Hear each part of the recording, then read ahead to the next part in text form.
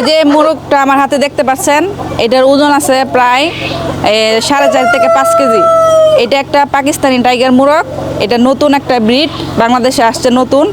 এটা আপনার যদি একদিনের বাচ্চা পালন করেন 1 থেকে 30 থেকে 35 দিনের ভিতরে আপনার 1 কেজি ওজন চলে আসে।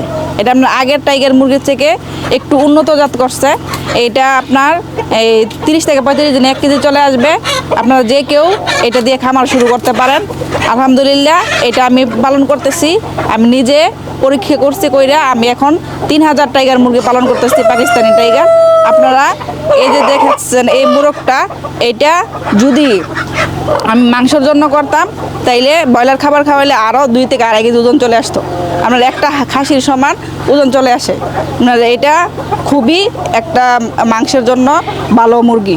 আপনারা যারা খামারে মাংসের মুরগি পালন করবেন, এটা অবশ্যই পাকিস্তানি টাইগার মুরগি দিয়ে পালন করবেন।